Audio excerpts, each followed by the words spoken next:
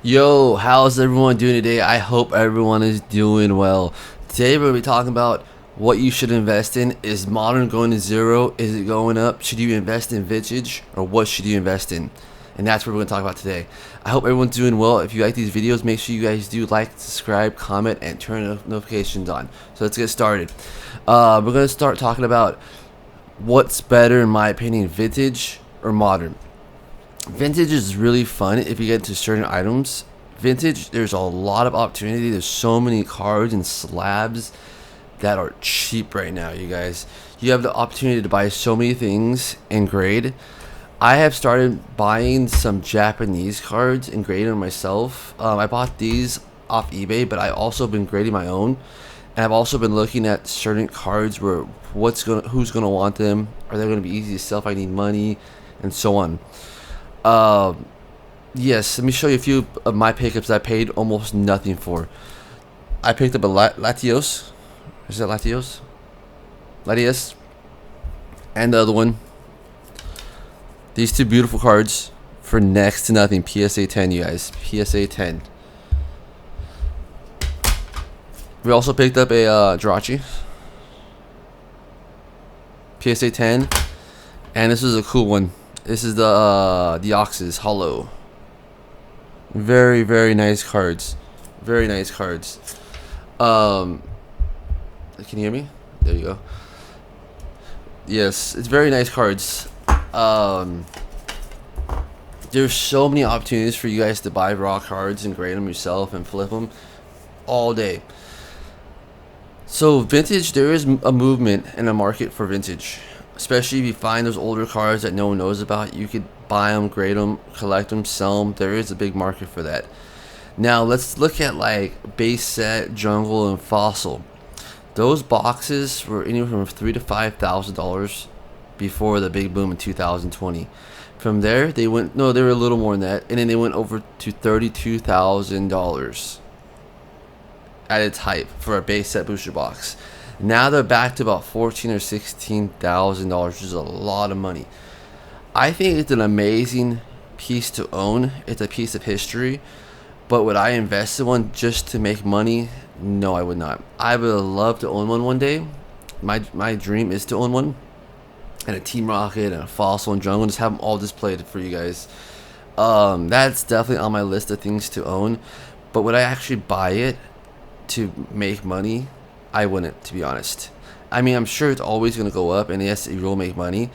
But what better odds? What sounds better? Invest $15,000 in Brilliant Stars at $130 a box, or a base set box at $15,000. You have better odds of the base set box going to 260 and doubling your money before that base set box will go to 30,000. So that's what a lot of people don't think about. Is yes, there is a lot of demand for them, but there's always going to be people that want these boxes. People always want, as long as you pick a good set, people are always going to want it. I mean, everyone wants all the boxes because people will want to complete the sets to own one of every set eventually. 5 years down the road, people are going to be looking for all the Sword and Shield boxes to collect, so they'll keep going up. People will open them. There's always be box breaks, rips and ships. People are always going to be looking for packs. Yeah, so would I buy it as an investment? No. But would I own one? For sure, for sure. Now, would I buy collection boxes for investment purposes? So I didn't even know that one was ripped. So I do own a lot of collection boxes, but I don't really buy them to collect. There is some I do collect. They had those the EVs premium boxes with the alternate arts of Flareon and Vaporeon and all of them. Now I do have a bunch of those, and I think that's one exception that would make sense to buy as a collection box because the promos in there alone are excellent.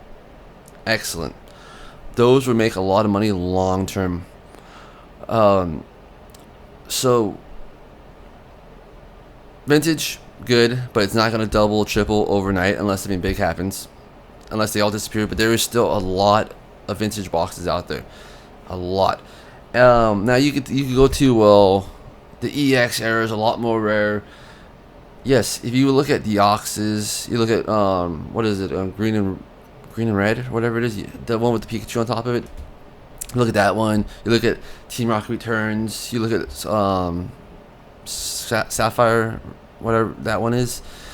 Those boxes are a lot more rare than the WotC ones. There's a lot of WotC boxes out there. I know a guy that just bought, what is it, 9 cases of base set unlimited. So there's a lot of boxes out there still, and then you still see people ripping open cases of Fossil First Edition and Jungle. So they're still out there, and those boxes are going for $10,000 to $15,000 now. So even though there's a large supply, there's a lot out there too. So if you're one of those people that really want one of these boxes one day, you could definitely do it. But the thing is, to get there, if you follow my guide and invest in things like I tell you, where you have these boxes going from 130 to 260, and you stay the course and you keep on investing and saving all your stuff, you stay the course, you can change your 2-3 cases into a booster box, a base set booster box. So for an example, I bought all my Evolving Skies boxes at about 110 each. So I was paying anywhere from like $710 to $730 a booster box case. I bought 4 cases for $816. Where was it? No, let's just say $750. I paid $3,000 for 4 cases. Now those cases are in from $26,000 to $3,000 each.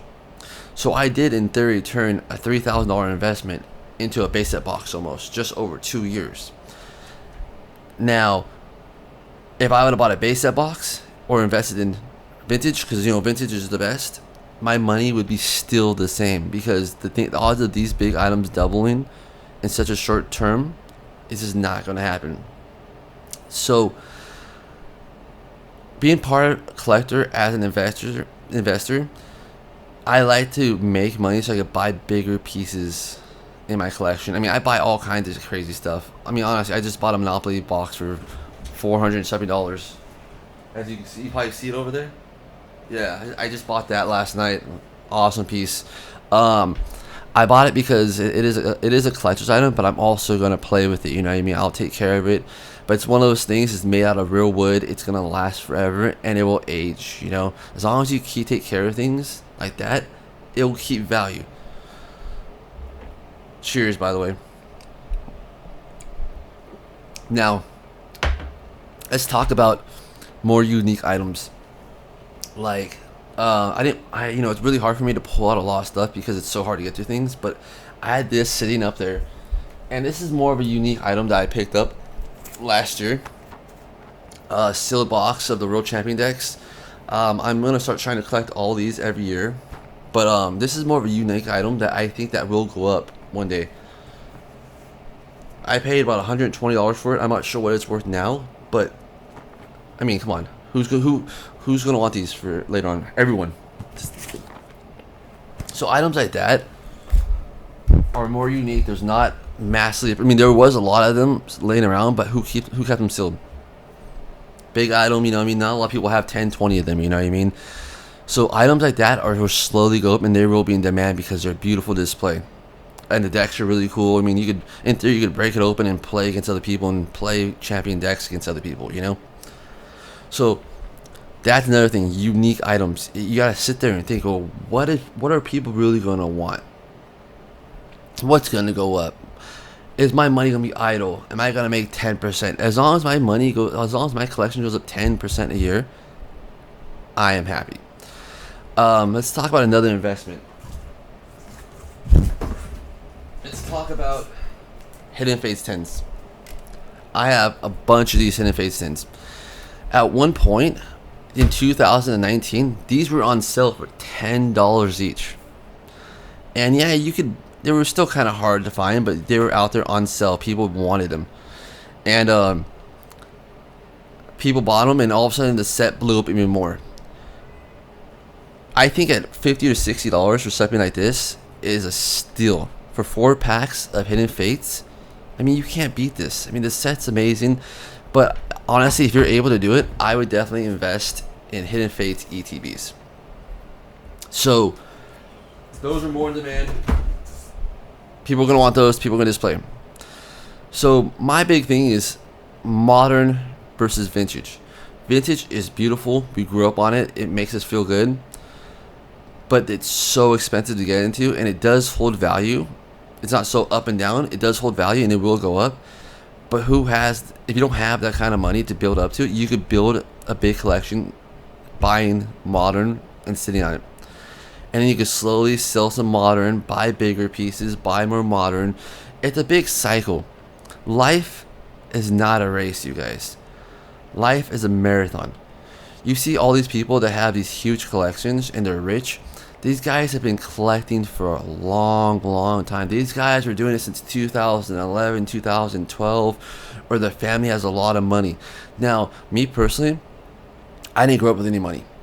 So when I started all this stuff, I had very little, and I just bought little by little by little. And, there's some months that I can't buy as much. You know what I mean? There's so much I don't buy anything. I'll just chill for a minute, pay off bills, and just hang out, And there's some months I buy a lot. So the thing is, you don't need to be rich to have a huge collection one day. It will take some time, but as long as you're patient and you stay the course, you could have anything you want. All you have to do is sit there and manifest it. Wake up every day and work hard and collect, and don't watch the market all the time. There's so much negativity with people in the market that they would tell you to sell. It's not going anywhere. Modern's going down to zero. It's not. I promise you guys. Modern is killing it. And 5 years from now, we will go back to this video, and we'll all be like, we should have bought more Lost Origins, more Brilliant Stars, more Evolving Skies. I mean, anything Sword and Shield era is going to be great. Scarlet and Violet is going to do well. 151 is doing amazing. Japanese 151, definitely invest in those. Those boxes are going to be the next EV Heroes for sure. I think those boxes will be worth $500 one day soon. So you just got to think about it, and there is a little risk in time-wise, but just don't over-leverage yourself, you guys, and you will be okay. I believe in you guys, and until next time, I will talk to you guys soon. If you guys have any comments, what you guys should invest in, this and that, or you guys want to see more of my collection, it's fun just breaking out a few pieces now and then and show you what I'm doing and all that, But anyways, you guys have a safe Friday, and I'll see you on the next one. Bye.